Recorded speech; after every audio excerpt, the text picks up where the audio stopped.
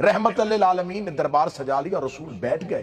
اب مکہ والوں کی اکثریت خوف کی وجہ سے اور ایک اقلیت نبی کے اس اخلاقی کردار کی وجہ سے دربار رسالت میں پیش ہوئی۔ لفظ سمجھیے گا، اکثریت جو تھی وہ خوف کی وجہ سے، اقلیت محبت کی وجہ سے رسول کے دربار میں آئی۔ اب ساتھ کھڑے ہوئے غلام تعارف کروا رہے تھے۔ جب کوئی سامنے کھڑا گیا، یا رسول اللہ یہ وہ ہے جو آپ کے خلاف نازیبا اشعار کرتا تھا، اسے معاف کرو۔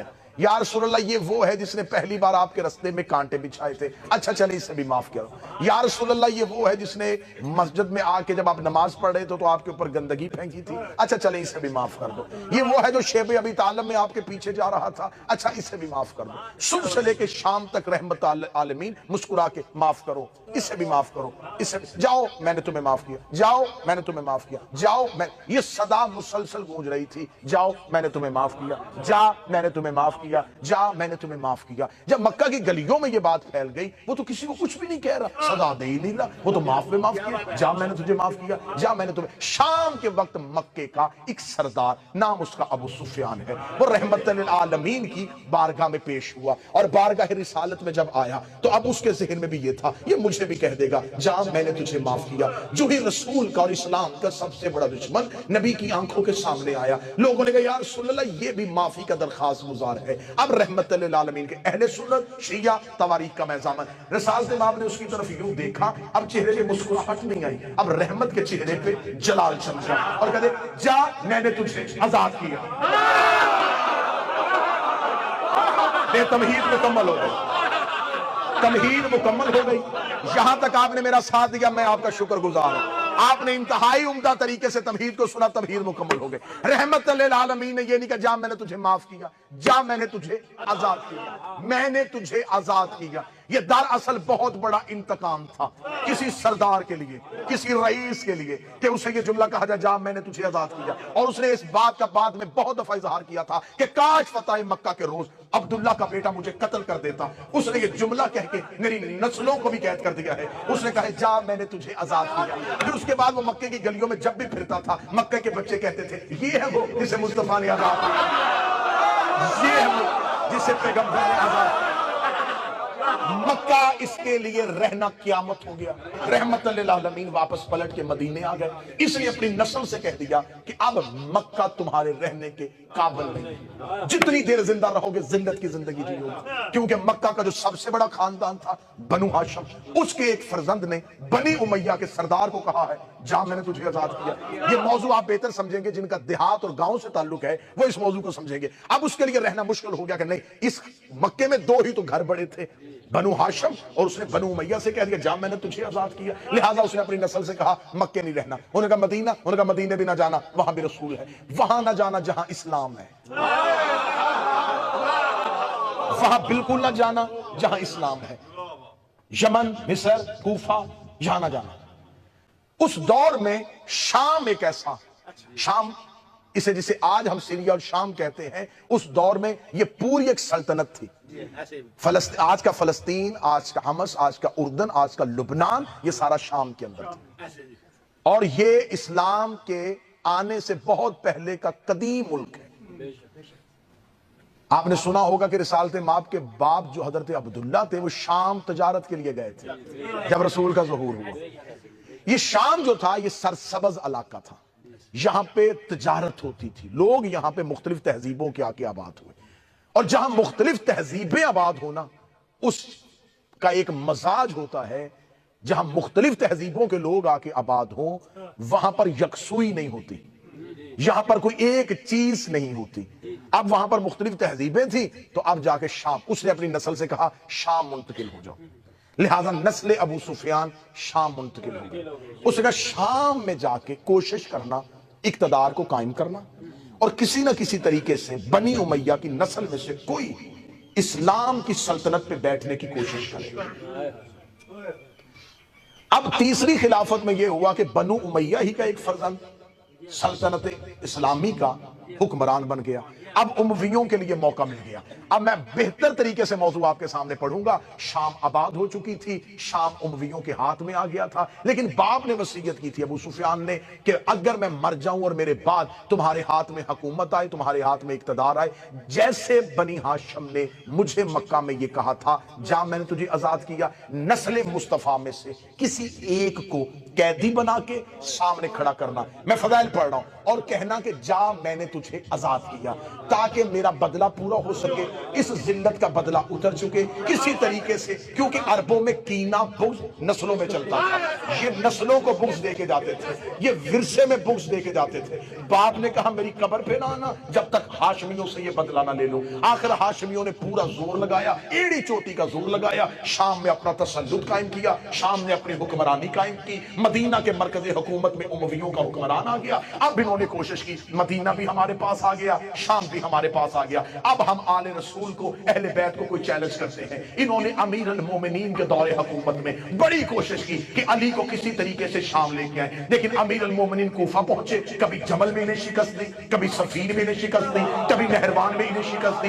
دور امیر المومنین گزر گیا, یہ علی سے وہ بدلہ نہ لے سکے. پھر آ گیا امام حسن کا دور, انہوں نے کہا ہم حسن کو شام لے کے آئیں گے. میرے مولا حسن نے ایک معاہدہ لکھ کے ان کی سازش کو وہی ختم کر دیا. ادھر آ گیا مولا حسین کا دور, ادھر معاویہ بن ابو سفیان مر گیا. یزید نے تخت پہ بیٹھتے ہوئے کہا میرے دادے کی وصیت تھی, میرے باپ کی حسرت تھی, نہ دادے کی وصیت ابھی تک پوری ہوئی, نہ باپ کی حسرت پوری ہوئی. 70 سال ہو گئے ہیں ہمیں زمان میں اقتدار کو سنبھالے ہوئے, اب میں کوئی دیر نہیں کروں گا, اب میں ہاشمیوں سے بدلہ لوں گا. انہوں نے امام حسین سے بیعت کا مطالبہ کر لیا. حسین مکے پہنچے, اس نے حاجیوں کے لباس میں قاتل بھیجے, حسین وہاں سے بھی چل پڑے. حسین اس کی سازش کو دیکھتے رہے, حسین کربلا میں آ کے سو گئے. اس نے عمر ابن سعد کو یہ پیغام بھیجا تھا کہ کسی ایک ہاشمیوں کے مرد کو زندہ بچا کے شام لے کے آ. تو نے اب ذرا ذہن میں رکھیے گا, میں تاریخ آپ کو سنا رہا ہوں, جن بھیڑیوں نے علی اصغر نہیں چھوڑا, انہوں نے سجاد زندہ کیوں رکھا؟ کیونکہ حکم یزید تھا کہ نسل حسین میں سے ایک بیٹا قیدی بنا کے شام لے کے, تاکہ میں باپ کی وصیت, دادے کی وصیت پوری کر سکوں. ادھر سید الساجدین کربلا سے, میں فضائل پڑھ رہا ہوں, کربلا سے چل پڑے.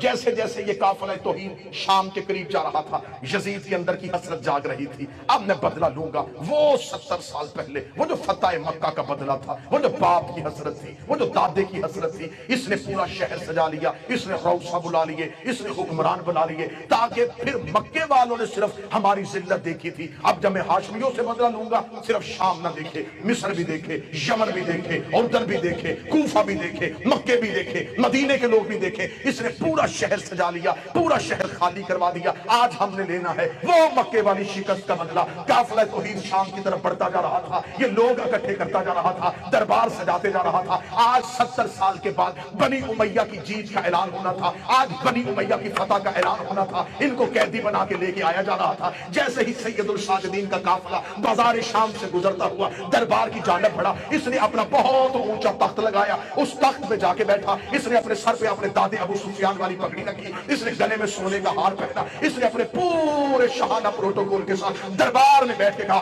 اب میں وہی فتح مکہ والا بدلہ لوں گا. ادھر سید الساجدین کا پہلا قدم دربار کے اندر داخل ہوا, اس نے کہا حسین کے بیٹے کو میرے آگے لے کے آؤ. ادھر سید الساجدین چلتے چلتے 17 سیڑھیاں اس کا تخت تھا, اس کے تخت کے نیچے جا کے سجاد کھڑے ہوئے. جو ہی سجاد کھڑے ہوئے, اس نے کہا اب لوں گا بدلہ. اس کے دل میں وہ 70 سال والی حسرت لفظ بن کے جاگتی ہوئی اس کے حلق میں آ گئی. اب اس کے حلق میں جملہ رکا ہوا تھا کہ میں وہی جملہ پلٹاؤں گا, جا میں نے تجھے آزاد کیا, جا میں نے تجھے آزاد کیا. یہ جملہ اس کے حلق سے نکل کے اس کی زبان کی نوک پہ تھا, اس کا پھیپڑا لفظ بنانے کے لیے ابھی ہوا بنا رہا تھا. یہ سجاد کے کاندھے پہ ایک مزدور کا ہاتھ آیا, شہزادی نے سجاد کو پیچھے کیا, پیچھے کر کے کہتی یبنہ تلکا, اے ہمارے آزاد کردہ غلام.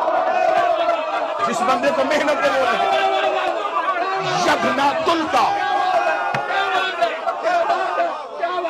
یبنہ تلکا, اے ہمارے آزاد کردہ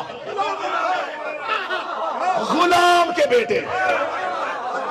ذرا اس رنگ سے فضائل سننا, اس رنگ سے فضائل سننا. میں آپ کو سید سجاد اور عالیہ کی فتح سناؤں. تم نے ہزاروں دفعہ ممبر سے سنا فاتح شام, میں بتاؤں فاتح شام بنی کیسے تھی. शहजादी ने कहा यब्नतुल का, ओए हमारे आजाद करदा। यह लफ्ज ज़हन में रखना, गुलाम की अरबी जुबान में बड़े लफ्ज हैं। अब्द भी गुलाम को कहते हैं। जो गुलाम बिकने के लिए और खरीदे, ये अब्द है। जिसे अरबी जुबान में जिसे खरीदो और आजाद कर दो, लेकिन वो आजाद हो के फिर मर्जी से गुलाम बने, उसे हुर कहते हैं। जाओ जाती अरब की लुगत उठा के देखो, हुर उस गुलाम को कहते हैं जिसे कर आजाद हो, फिर वो मर्जी से गुलाम हो जाए। तुल्का, ये भी गुलाम को कहते हैं। तुल्का इससे निकला है तलाक, वो आजादी जिसके बाद वापसी ना हो। बीबी ने जो गुलाम का लफ्ज इस्तेमाल किया वो कितना बेहतरीन है। यब्नतुल का, ऐ हमारे आजाद करता गुलाम के बेटे। अब शहर किसने बुलाया? लोग इसके इकट्ठे किए हुए थे, मजमा इसका बुलाया हुआ था। जो ही बीबी ने कहा यब्नतुल का, ओए हमारे आजाद करता गुलाम के बेटे, लोगों के कान खड़े हुए। कौन किसको कह रहा है? ये मस्तूर इसे कह रही है। लोगों ने कहा कौन है ये, किसको कह रही है? यजीद की तरफ देखा, इतने सालों से राज कर रहे हो, बताया ही नहीं, गुलाम के बेटे हो।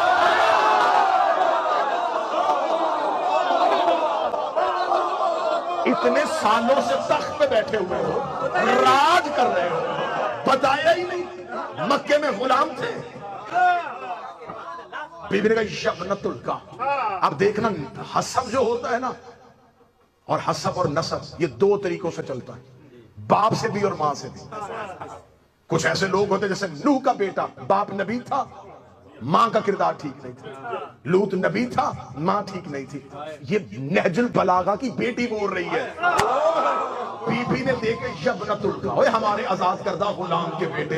इससे पहले कि अरब वालों के ज़हनों में दूसरी बात आती, हो सकता है बाप गुलाम हो और मां ही किसी अच्छे खानदान से हो, अगली सदर मेरी शहजादी के ना हो, मैं जुबान काट के फेंक दूंगा। यब्नतुल का, ओए हमारे आजाद करदा गुलाम के बेटे। कहेगा यब्ना ज़रका, ओए झंडे वाली औरत के बेटे।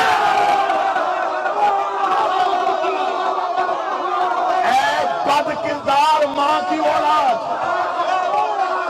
आदम के साथ हव्वा, लेकिन आदम और हव्वा ने नस्ल फैलाई। इब्राहिम और हाजरा ने मिल्लत बनाई। अबू तालिब और खदीजा ने इस्लाम को बनाया। अली और सैयदा ने इस्लाम को फैलाया। ज़ैनब और सज्जाद ने इस्लाम को बचाया। ना समझना, मैं मिन्नत करके कह रहा हूं, कभी इन जावियों से समझा करो अहले बैत को। आपको मिंबरों से बता दिया जाता है ये फुफ्फी भतीजे के साथ नहीं गई, करबला में बहन भाई के साथ नहीं है। मौला फरमाते हैं तो हम तुम्हारे लिए रिश्तों के नाम रखते हैं, ये तुम्हारी पहचान के लिए रखते हैं। ये असगर है, ये अकबर है, वरना हमारे घर में कोई असगर नहीं होता। और असगर के आगे लफ्ज है अली। जुमला कह दो अगर कोई एक बंदा से, जिनका असगर भी अली हो। हाय हाय हाय, अली कहते हैं बड़े को,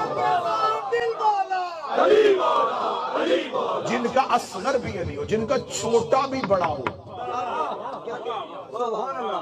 यहां पर बहन भाई के साथ नहीं गई, ये है शरीकतुल हुसैन।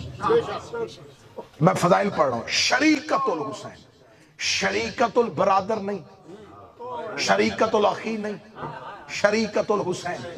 भाई की हिस्सेदार नहीं, हुसैन की हिस्सेदार। कहो जुमला इस मजमे को करोगे कबूल? जहां जहां हुसैन है वहां वहां ये शरीका है। जब से हुसैन है तब से ये शरीका है। 6 या 7 बंदों ने हाथ खड़ा किया, बाकियों को बताऊं कब से हुसैन है? नबी ने फरमाया था हुसैन मिन्नी, हुसैन मुझसे है। इसका मतलब है ये हुसैन की शरीका नहीं, ये रिसालत की शरीका है, ये रिसालत में भी शरीक है। अब इसके पास कौन कौन सी शराकत है? नबी ने फरमाया था हुसैन सैयदा शबाब अहल जन्नत, हुसैन जन्नत का सरदार है, ज़ैनब इसकी शरीका है। अभी तो मैं छोटी परवाज भर रहा था, अभी तो मैं निचली परवाज पे था। اگر 4 6 7 بندے میرے ساتھ چلو تو پرواز اوپر لے کے جاؤ. میں نے کہا تھا حسین و منی، جب سے حسین تب سے یہ شریکہ، جہاں تک حسین جنت کا سردار، عالیہ جنت کی سردار. میرے مالک حسین کہاں کہاں ہے؟ اجمیر میں سویا ہوا ایک فقیر بولا، اس نے کہا حقہ کی بنا لا الہ تو حسین لا الہ ہے، زینب لا الہ میں شریک ہے.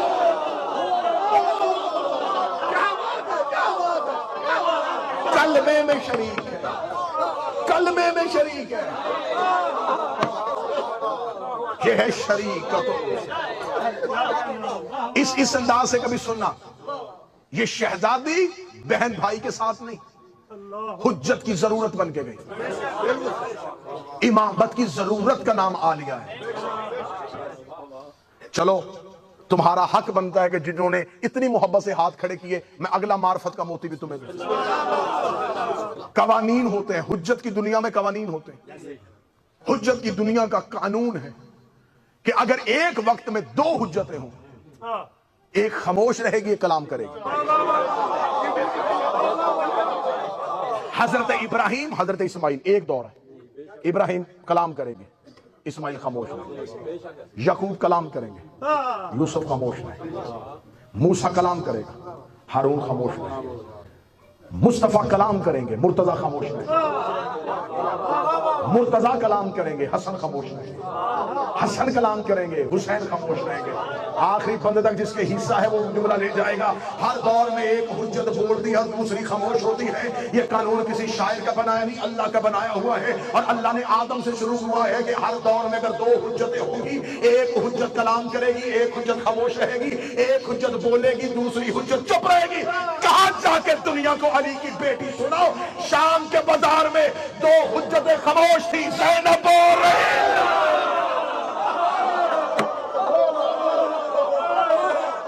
2 حجتیں خاموش، 2 حجتیں خاموش اور عالیہ بول رہی ہے. کیونکہ ان ہستیوں کے فضائل پڑھے ہی نہیں جاتے. ان کی زندگی میں صرف مصائب پڑھ پڑھ کے میں ان کے مصائب میں سے فضائل نکال کے سنا رہا ہوں. آج اس بات پہ قابو رکھیے گا ورنہ مجھے مجبوراً مصائب کی طرف آنا پڑے گا. یہ ہے علی کی بیٹی، 2 حجتیں، دونوں وقت کے امام. ایک دور کا امام، ایک آنے والا امام. 2 امام تھے خاموش. خطبہ کس نے دیا؟ شہزادی نے. کوفہ میں خطبہ کس کا؟ عالیہ کا. شام میں کس کا؟ عالیہ کا. دربار میں کس کا؟ عالیہ کا. 19 خطبے ہیں کوفے سے لے کے شام تک، علی کی بیٹی نے دیے ہوئے. علی کی بیٹی نے خطبہ دیا. اب یہ مجمع مجھے بول کے بتا، میں معرفت کا موتی تمہارے حوالے کروں. جو شام میں سیدہ سے خیرات میں ملا ہے، مجھے بول کے بتاؤ، جو شہزادی نے بازاروں میں خطبے دیے تھے، یہ کس کے لہجے میں دیے تھے؟ علی کے لہجے میں، علی کے لہجے میں، علی کے لہجے میں. مجھے عزت ممبر کی قسم ہے، مجھے علی کا لہجہ 2 ہی جگہوں پہ نظر آیا ہے. یا معراج پہ اللہ علی کے لہجے میں بولا تھا، یا بازار میں زینب علی کے.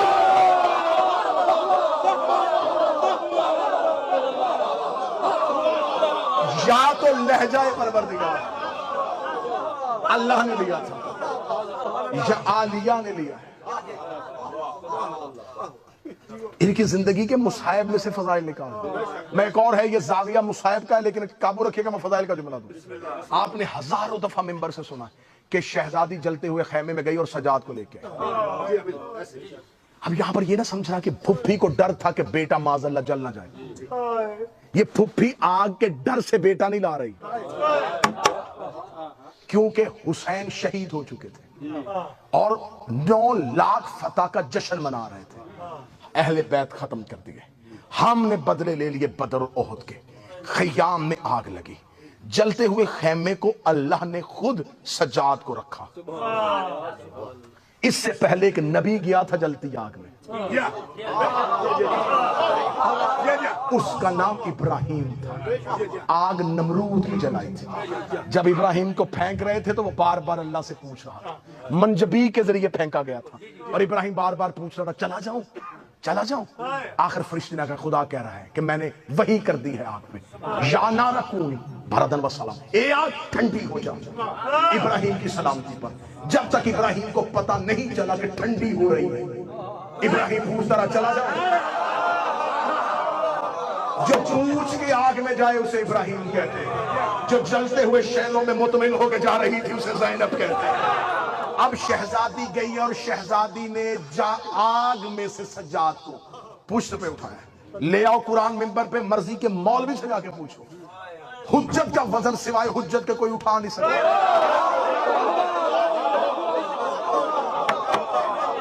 फताए मक्का पे रसूल ने कांधे झुकाए, अली मेरे कांधों पे आ, काबे को बुतों से पाक कर। एक सहाबी ने आके कहा, या रसूल अल्लाह, बेहतर नहीं क्या बुजुर्ग हैं आप जो अली को उठाएं, हम आपको उठा लें, आप काबे को बुतों से पाक करें। रसूल ने फरमाया, पीछे हट, तुझे नहीं पता नबुव्वत का वजन सिवाय इमामत के कोई उठा नहीं सकता, हुज्जत का बोझ सिवाय हुज्जत के कोई नहीं उठाता। इमामत का मेरे पास इतने वाकयात है इसकी दलील के लिए। हजरत अब्बास इब्ने अब्दुल मुत्तलब रसूल का अमामा सर पे नहीं रख सके थे और मौला अमीरुल मोमिनीन ने हुसैन के सर पे रख दिया था, और जनाब अब्बास इब्ने अब्दुल मुत्तलब से कहा था ये नबुव्वत का बोझ है सिवाय इमामत के कोई नहीं उठा सकता, क्योंकि हुज्जत का बोझ हुज्जत उठाती, हुज्जत का बोझ हुज्जत उठाती है। 9 लाख शादियाने बजा रहे थे कि हमने हुसैन कत्ल कर दिया, अब इमामत का सिलसिला मनक़तू कर दिया। बीबी ने सज्जाद को अपनी यूं पुश्त पे रखा और रसूल ने गदीर में अली का एक हाथ उठाया था, ज़ैनब ने शाम गरीब और सज्जाद के दोनों हाथ उठा के कहा, हाज़िल इमाम, ये है इमाम। अब शहजादी ने देखे कहा, तू क्या समझता, तुझे हमने कैद किया है। एक खुतबा में पढ़ूंगा शहजादी का, ये है खताब। अब क्योंकि सैयदुल साजिदीन पढ़ना है तो मुझे जुमला पढ़ने देना। अब सैयदुल साजिदीन कोई ना समझे, कड़ियों में थे, सर झुका के रोते रहे, गिरिया बुजदली नहीं थी, तशहीर करबला थी। जाओ जाके देखो कि अल्लाह ने जिस तरह हर नबी को सिफ्त दी है, हर नबी को मोजज़ा दिया है, यकूब के पास क्या था, गिरिया। हजरत यकूब की सिफ्त थी रोना, रोना नबियों की सिफ्त है। बड़ा आसान जाविया देने लगा हूं, बड़ा आसान जाविया देने लगा। किसी से पूछना कि जनाब यकूब तो थे, वो अल्लाह के नबी थे, रोते क्यों थे? कहते थे इसलिए कि यूसुफ बिछड़ गया था। अच्छा, पता था ना नबी को इल्म नबुव्वत से कि यूसुफ जिंदा है, तो जब पता था फिर रोए क्यों? रोता है इंसान अंदर की तकलीफ से। जब यकीन था कि यूसुफ जिंदा है और भेड़िए ने नहीं खाया और वो मिस्र पहुंच गया है और वो बादशाह बनने वाला है, फिर यकूब रो क्यों रहे थे? जनाब यकूब का रोना जो था वो माज़अल्लाह कोई बुज़दली नहीं, कोई तकलीफ नहीं थी। यकूब रो इसलिए रहे थे कि यकूब जिस माहौल में रह रहे थे, यूसुफ के दुश्मन कबीले के लोग नहीं थे, सगे भाई थे, बरादरान यूसुफ के दुश्मन थे। वो कुएं में फेंक के आए थे और जुर्म छुपा रहे थे। अल्लाह का नबी रो रहा था और वो बार बार कहते चुप हो जा, क्यों रोता है? अल्लाह ने यकूब को ज्यादा रो ताकि मुजरम बेनकाब हो। कोई बंदा है जो सजा सुनने के लिए आया, इस रंग से सजा सुना, ज्यादा रो। जितना यकूब रोते रहे उतना भाइयों को तकलीफ होती थी। क्यों तकलीफ क्यों होती थी? यकूब सुबह उठते रोना शुरू कर देते और घर में नहीं रोते थे, बाजार में जाके, बाजार में जाके रोना। भाइयों ने आके एक दूसरे से कहना वो फिर गली में रो रहा है। रोते थे लोग, गुजरते थे, क्यों रो रहा है? मेरा यूसुफ, मेरा यूसुफ, मेरा यूसुफ। मुजरम डर गए कि ऐसे अगर रोता रहा एक दिन कहानी खुल जाएगी कि हमने क्या किया था। कुरान में इस किस्से को पूरा लिखा और खुदा ने कहा था कि खुदा ने कुरान में कहा हाज़ा अहसनुल किस्सस, ये किस्सों में से हाज़ा अहसनुल किस्सस, ये किस्सों में से बेहतरीन किस्सा है, इसे बार बार पढ़ा करो। अल्लाह ने कुरान में वाकयात किताब मोटी करने के लिए नहीं लिखे, नसीहत के लिए लिखे। बार बार उस किस्से को दोहराया। और एक यहां पर एक और भी है, जब जनाब यूसुफ मिस्र में बादशाह हो गए थे और भाई आए थे और भाइयों को नहीं पता था कि ये यूसुफ है और यही समझा कि ये मिस्र का बादशाह है और उससे मिलने के लिए आए। तो जब आए तो जनाब यूसुफ ने एक कमरे में, जिस कमरे में उनका दस्तरखान लगाया था, वहां एक शख्स को कहा कि मुसव्वर के कहा कि दीवार पे एक तस्वीर बना। उसमें तस्वीर में अक्स दिखा कि एक कुएं के अंदर कुछ लोग एक बच्चे को फेंक रहे हैं और उस तस्वीर के आगे पर्दा लगा। تصویر مصور نے بنائی اور جناب یوسف نے پردہ لگوا دی. جب بھائی دسترخوان پہ بیٹھ گئے اور یوں کہ آج شاہی کھانا کھائیں گے, یوں ہاتھ میں لقمہ تھا, یوسف نے غلام سے اشارہ کیا, پردہ ہٹا. جیسے ہی پردہ ہٹا تصویر پہ نظر پڑی, تفسیریں کہتی ہاتھ سے لقمے گر گئے. یوسف نے کہا کھاتے کیوں نہیں؟ کہتے ہیں اس کے آگے پردہ کر دیں, جہاں پردہ لٹکا تھا لٹکا دیں. بڑے دھیمے لہجے میں اونچی بات قرآن سے کرنے لگا. وہ تصویر حقیقت نہیں تھی, وہ شبیہ تھی. شبیہ سامنے آئے, قاتل کو جرم یاد آیا.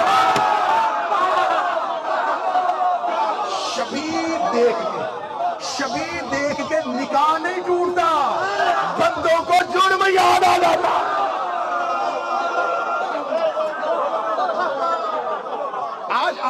آج کچھ جدت پسند شیعہ نا, آج کے دور کے ماڈرن شیعہ, وہ آگے کہتے ہیں جی بس چھوڑا کریں جی, آپ ان لوگوں کو کیوں بات کرتے ہیں, آخر نبی کی کوئی نہ کوئی رشتہ داری تو ان کے ساتھ تھی, اس رشتہ داری ہی کو دیکھ لیں. آؤ میرے سامنے آنکھوں میں آنکھیں ڈالو.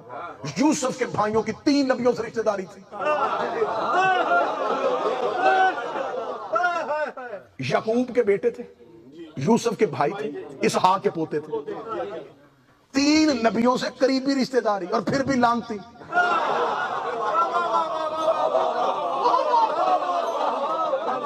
اچھا مجھے کوئی بندہ یہ بھی ثابت کر دے کہ برادران یوسف نے کلمہ نہ پڑھا. کلمہ بھی پڑھا, تھے بھی یعقوب کی شریعت پہ اور یعقوب کے مذہب پہ اور یعقوب کے دین پہ, پھر بھی لانتی ہو گئے. برادران یوسف کلمہ پڑھنے کے باوجود لانتی کیوں ہیں؟ کلمہ بھی پڑھا ہے اور 3 نبیوں کے رشتہ دار بھی ہیں. اور نہیں جی ہمارا ممبر آل محمد کے لیے ہے جی. جس بندے کو کوئی نہ سمجھ آتی یاسر, وہ کہتا ہے جی اپنوں کے فضائل پڑھو, ہمیں ضرورت کیا ہے جی, سانوں کی ضرورت ہے دوسرے نے چھیڑ دی. اپنے آدھے فضائل پڑھو. اللہ سے کہو نا صرف اپنوں کے فضائل پڑھ. میرے لگتی ہے نا کیا تیرا مقابلہ نہیں بنتا, تو قرآن میں کبھی نمرود کی بات کرے, کبھی فرعون کی بات کرے, کبھی شداد کا تذکرہ, کبھی ابلیس کا تذکرہ. بس ٹھیک ہے تو اپنوں کی بات کر. کہتے جی نہیں مجلسوں میں ان کے نام ہی نہیں لینے چاہیے. تو جس قرآن کو چومتے اس کے اندر فرعون کا نام ہے, اس کے اندر ابلیس کا نام ہے. تو اب خدا نے اس وقت تک محبت نہیں رہتی جب تک دشمن سے نفرت نہ ہو. اب برادران یوسف کس بات کا لڑائی کس بات کی تھی؟ مسلمان بھی تھے, صاحب کلمہ بھی تھے, اور 3 نبیوں کے رشتہ دار بھی تھے. ایک جرم ان کو کھا گیا. وہ یوسف سے حسد کرتے تھے, کیونکہ نبی کرتا تھا یوسف سے پیار.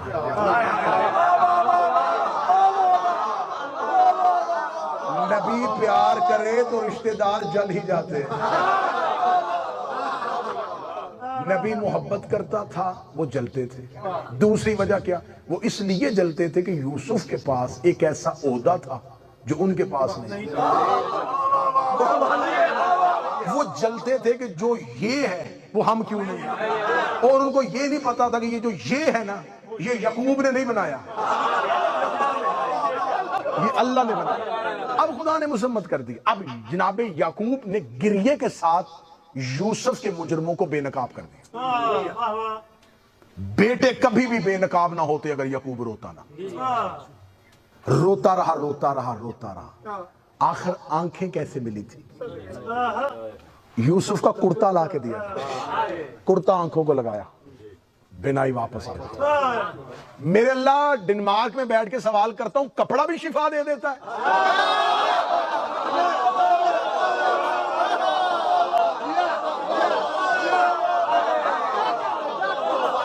میرے اللہ کپڑا اللہ تو نہیں ہے, یہ کپڑے نے نبی کو آنکھیں کیسے دے دی؟ نبی کو, امتی کو نہیں, نبی کو کپڑے نے آنکھیں دی کہ جس سے محبت ہو اس کی نسبت سے کپڑا بھی لگاؤ تو شفا مل جاتی ہے.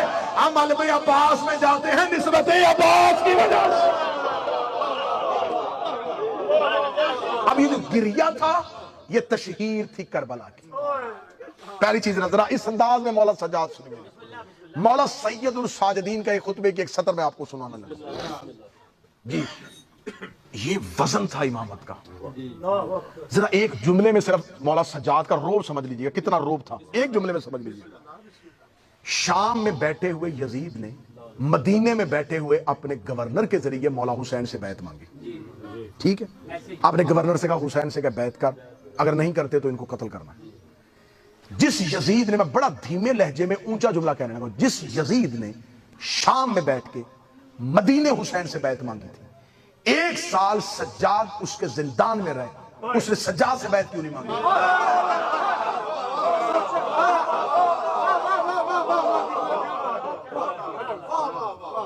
بھائی امام ہی سے بیعت چاہیے تھی نا, تو مولا حسین نے نہیں کی, مولا سجاد سے مانگ لیتا کہ چل تیرے باپ نے کی تو کر, تو وہ تو تھے بھی قیدی, ہیں بھی زندان میں.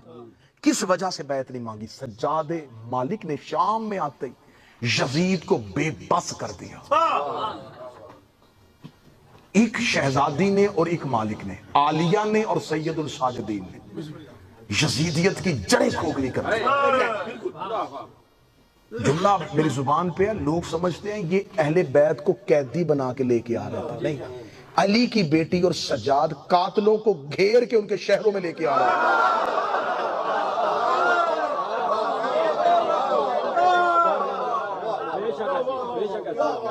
ذرا پوری کی پوری اسی کہانی کو اس زاویے سے دیکھ رہا جس سے میں دکھا رہا ہوں, کیونکہ مولا حسین کا قتل ایک لکودک صحرا میں ہوا تھا, میڈیا کوئی نہیں, دور صحرا جس کے ارد گرد کوئی آبادی نہیں, اور 9 لاکھ کے اجتماع نے کیا تھا.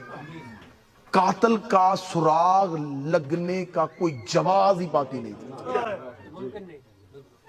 کہ جو امام حسین کے ساتھی تھے وہ قتل کر دیے, اور پورے کا پورا مورخ جو تھا وہ بنی امیہ کے کنٹرول میں تھا. ان کی مرضی کے سارے گورنر تھے موجود. آج ہمیں 1400 سال کے بعد آپ کو ڈنمارک میں جزیرے کے اندر بیٹھ کے پتا ہے کہ اکبر کا قاتل کون ہے, اصغر کا قاتل کون ہے. آپ کو ایک ایک قاتل کا نام جو پتا ہے جو صحرا میں قتل ہوا. میں مولا سجاد کی طاقت بتانے لگا ہوں, طاقت کتنی تھی مولا سجاد میں. عالیہ اور مولا سجاد نے کون سا کام کیا؟ 4 قتل سیدوں کے مدینے میں ہوئے, شہر میں ہوئے, آبادی میں ہوئے, مرکز میں ہوئے. چاروں کے قاتل آج 2023 تک بے نقاب نہیں ہوئے. رسول کا قتل ہوا مدینے میں, ریلت نہیں ہوئی, نبی طبعی موت نہیں مرتے. بیماری سے وہ مرتا ہے جس کو اپنے طبیعت میں, اپنے بدن میں اعتدال توازن ہے.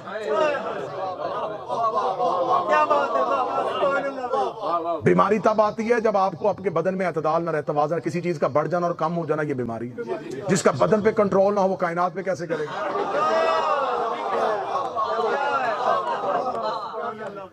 بیماری کی وجہ سے نہیں, زہر دی گئے میرے رسول کو, زہر دی گئے میرے رسول کو. صحیح بخاری میں ہے, چلو میں اشارہ کر کے گزر جاتا ہوں اپنے سنی بھائیوں کے لیے. صحیح بخاری میں ایک حدیث لکھی, اور مسلم نے بھی اس کو لکھا ہے کہ رسال سے آپ کو آخری وقت میں دوا پلائی جا رہی تو رسول ہاتھ سے منع کر رہا تھا. دوا میں شفا ہوتی تو منع کیوں کرتے؟ وہ جو شفا کا حکم دیتا ہے, وہ جو دوائی کا حکم دیتا ہے, وہ منع کیوں کر رہا تھا؟ رسال سے آپ کا قتل ہوا, قاتل چھپ گیا. رسول کا قتل مدینے میں, قاتل چھپ گیا. آج تک نہیں پتا. شیعہ بھی رحلت کہتے ہیں, وفات رسول کہتے ہیں, شہادت رسول شیعہ بھی کہنے کے لیے تیار ہیں. جناب سیدہ کا قتل مدینے میں ہوا, میں فضائل پڑھا, اصل قاتل آج تک چھپے. مولا امام حسن کا قتل مدینے میں ہوا. ایک عورت کے سر پہ الزام لگایا کہ جودہ بنت اشد نے زہر دی تھی. یہ کسی نے بتایا کہ زہر پہنچائی کس نے تھی, کون شخص لے کے آیا تھا, یہ کس کی بیٹی تھی, کس کی بھانجی تھی, کہاں سے چلی تھی, لالچ کیا دیا گیا تھا. مولا حسین کا قتل, مولا امام حسن, مولا امیر المومنین جناب سید اور جناب رسول, 4 قتل مدینے, شہر, آبادی, مرکز میں ہوئے. قاتل آج 2023 تک بے نقاب نہیں ہوئے. جو شہر میں قتل ہوئے چند لوگوں نے کیے, وہ قاتل چھپ گئے. اور جو ایک صحرا میں 9 لاکھ نے مل کے کیا تھا, وہ قاتل آج تمہیں یہاں جزیرے میں بیٹھ کے کیسے پتا تھا؟ ایک ہی سطر پڑھوں گا اور اسی سطر میں ہی پورا مضمون ہے. زینب و سجاد چاروں کے قاتلوں کو گھیر کے لے آئے.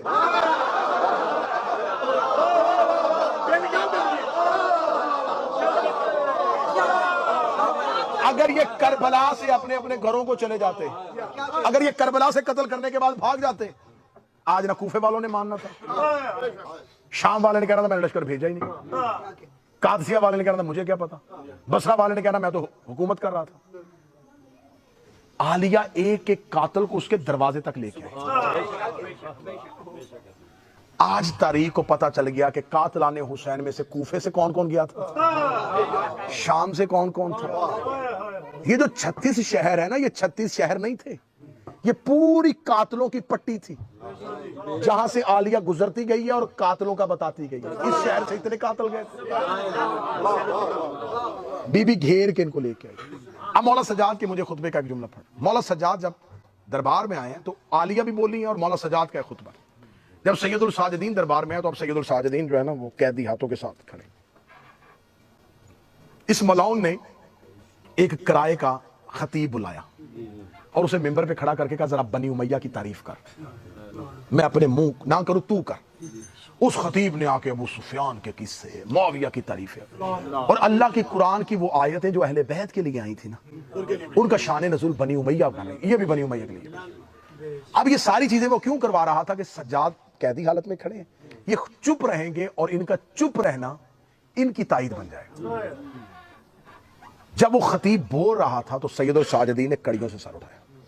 पहला जुमला है जो किताबों का मैं पढ़ने लगा हूं। मौला फरमाया, वैलो का अय्युहल खातिब।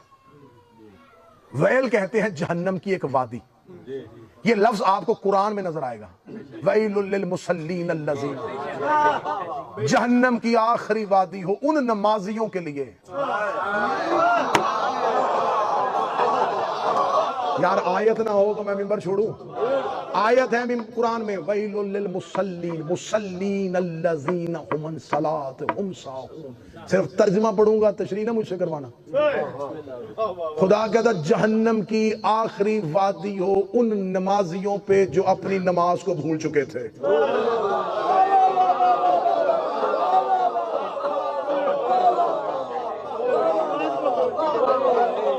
अब ये फिर कभी किसी और मौके पे छेड़ना कि वो कौन सी नमाज थी जिसे वो भूल चुके थे। खुदा कहता जहन्नम की आखिरी वादी हो। ये खुदा ने ये लफ्ज इस्तेमाल किया था, खुदा ने कुरान में इस्तेमाल किया, सज्जाद ने दरबार में इस्तेमाल किया। खुदा ने कहा था कि वैल, जहन्नम की एक वादी का नाम, जहन्नम की वादी है उन नमाजियों के लिए जिन्होंने अपनी नमाज को, अपनी सलात को मुंह फेर लिया, अपनी सलात से मुंह फेर लिया। मौला सजा देगा, वैलो का अय्युहल खातिब, वैल हो तुझ पे ऐ खतीब। अश्तरका बिर्रज़ाइकल मखलूक में सबबिल खलक, मखलूक की खुशनुदी के लिए अल्लाह की दुश्मनी खरीद रहा है। मेरे मौला सज्जाद का ये जुमला मैं कहता हूं हर इमाम बारगाह में मिंबर के पीछे लिखा होना चाहिए। हर इमाम बारगाह के मिंबर पे ये जुमला मौला सज्जाद का लिखो कि मौला सज्जाद ने दरबार में खड़े होकर कहा था, जहन्नम हो तुझ पे या खतीब, तुम मखलूक की खुशनुदी के लिए अल्लाह की दुश्मनी खरीद रहा है। ताकि अगर कोई मिंबर पे बैठ के अली को भौंके, पीछे से सज्जाद की लानत हो रहा है।